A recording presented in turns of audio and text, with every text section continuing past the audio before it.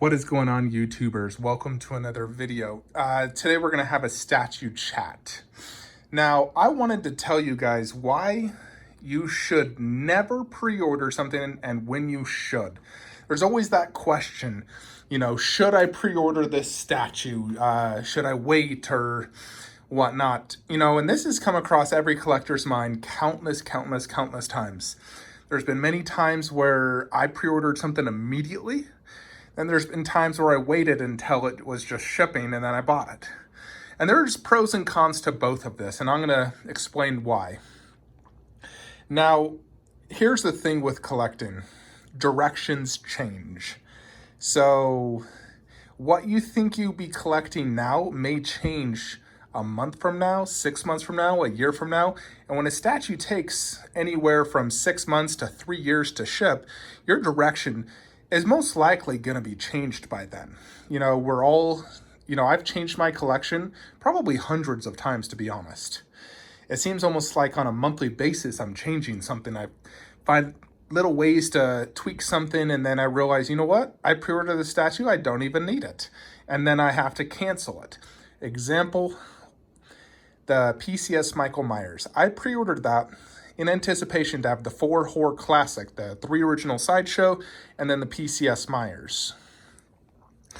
And then I decided I wanted to go the 1/3 route. So I sold off the 3 Sideshow. I still have the PCS pre-ordered, and it has a large edition size of 1,500, by the way. And now I need to cancel that. So either A, lose my deposit of $65, or B, I'm hoping that it gets delayed because PCS usually has delays, and then I can cancel it, get my NRD back. That also goes to effect with that Michael Myers. I originally bought that to complete my Horror 1/4 line. Had I just waited, I would have saw the PCS one. So I bought that in a hurry when I should have just waited for PCS, and then I should have held off on PCS until an edition size. When I saw it was 1,500, I would have realized, okay, I have time. And then when I decided to go the 1/3 route, I never would have pre-ordered it. So if you understand what I'm saying, basically there's ways to avoid losing NRDs, ways to, save yourself some money, headache. Now I have to, worry about getting my NRD back, which I'm pretty confident it'll be delayed knowing PCS. They always have delays. But my collection is ever changing, and I highly recommend you, at all possibility, try to avoid pre-ordering something for the reasons of a lot of these, companies like PCS, Sideshow, Prime One, they base their edition size off of how many are pre-ordered during, let's say, the first 2 to 3 months. Then they announce an edition size, sometimes the first few weeks. Now, not all companies are like that. Some announce their edition sizes right off the bat. And that's a good sign, especially if it's low and you think it might sell out. Then you definitely want to pre-order it if you're 100% sure you're going to stick with that direction of your collection. If you're a little uncertain, you're like, I'm not sure if I'm going to keep this line, I say hold off. If you're uncertain you're going to keep something, I say just sell it off and go a different way where you're 100% sure you're going to keep it. Like for me, I am 100,000,000% sure I'm going to keep my Horror 1/3. Like these are going to stay with me forever. I'm never selling them. I will die owning these statues. So I'm never going to sell them. That's why I'm going, balls deep into Horror 1/3. Alien and Predator, definitely keeping that. All these DC 1/3s. I'm keeping all these. They're part of my end game. That's what I like to call it. There's always those statues that you won't ever sell. Then there's the ones you're like, I'll enjoy it for a few years, and then eventually I might sell it. Like the Sideshow Jungle Hunter McCat. That was never part of my end game. It was always a statue I knew I'd enjoy for a few years and then eventually sell off. So, that one's on payment plan, for example. But if you're 100% sure you're going to stick to the line, I say pre-order it. If there's an edition size and it's low, and when I say low, I generally mean below 500. If it's below 500, it's a popular character, and the price is somewhat decent. I mean, I know all statues are expensive, but if it's somewhat decent, then I say go for it. Especially if you can get your money back. Because if you pre-order it and it's a low edition size, but then you do change collection directions, but it's a low edition size, you can then easily just go around and resell it, possibly even make a few bucks. You know, I've definitely done that, where I pre-ordered something, the moment I got it, I just sold it because my directions changed. I actually did that with the ARH Achilles. I originally pre-ordered their second version. After my initial video review, I sold it next day. Made like $100 or something like that. I forget the exact amount, but I got to open it, enjoy the statue for that 5 minutes, box it up and sold it. You know, because my direction changed and I didn't want to lose a deposit. So the point I'm getting to is you do want to hold off on pre-ordering for the sake of avoiding NRDs, direction changes, and you also want to help the statue have a lower edition size. Because the lower the edition size is, the better the resale value is. And that is crucial when you're collecting statues. You want to have statues that have a good resale value. You know, like Marcus and Lycan, they're limited to only 300. So that's a very low edition size for such an epic statue. And that's why these, you know, go for $2,500 to $3,000 each. But when you have a statue that has, so let's say like a $3,000 edition size, you know, for example, like maybe this Batman, I think that's like 3,000.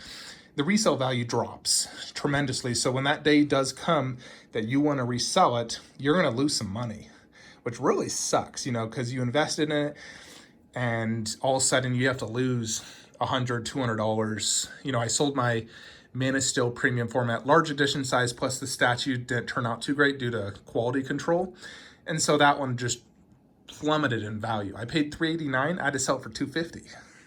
So it just dropped tremendously in value. So that's why you want to avoid hitting that pre-order button. You want to make those, you know, Sideshow, PCS, or whatever company you're ordering from to limit those edition sizes to help with resale value. Another thing you should avoid is companies that do reruns. Reruns kill statue resale value. They just redo the same statue, you know, give it a different edition size. Example, Shogun Studios Janemba Gogeta. The original run was like 200 or something, and then they all of a sudden reran it and did 300 more. Completely killed the resale value. And on the rerun, it was actually cheaper than the original. So that just like immediately turned me off from that company. I'm not going to order from them ever again because they just killed their own resale value. Or when they make the same statue but in a different size and they improve it, like KD Collectibles doing it to the Vegeta versus 19. They had it in 1/6, and then they made it in 1/4, improved the base, improved likeness on Vegeta. They just completely killed the resale value. So that just, you know, it's like a huge turnoff. It's really just the company throwing a slap in your face when they do that. You know, just like Queen with the new Thanos bust. They re-released a Thanos. They're releasing another better, bigger one. And it's just a slap in the face, really. So, you know, it's just like something you want to try to avoid. But, you know, if you are certain you're going to collect that statue and it's a announced edition size, definitely get it day one. Example, Thanos Enthroned. That was a statue that had a, you know, I forget the exact edition size. I think it was like 1250 for the exclusive, and the exclusive was a must-have. Then, you know, that's a day one pre-order. Iron Man Mark Maquette 3, they announced the edition size for the exclusive, sold out within hours. You know, and I pre-ordered that one immediately. So there's definitely times when you do want to pre-order it. You know, I was certain I wanted those two, so I pre-ordered them. And then there's those statues, like I said, the PCS Myers, where now I'm going to either have to lose a deposit and pray that thing gets delayed and I can get my money back. So there's definitely pros and cons to both. You know, sometimes you think, well, this won't sell out, and then you pass on pre-ordering it hoping you can just buy it when it's in stock, and then it does sell out, and then you're like, oh gosh. You look at the aftermarket, and it's already gone up 25 or 50% in the after sell. So at that point, you're just like, well, I'm just out of luck now. I'm screwed. So those are the times you're like, gosh dang it, why didn't I just pre-order it? I've definitely had those situations, trust me. I think every collector does. But I would say for the most part, the majority of collectibles do not sell out these days. They did 5 years ago. Now, not as much.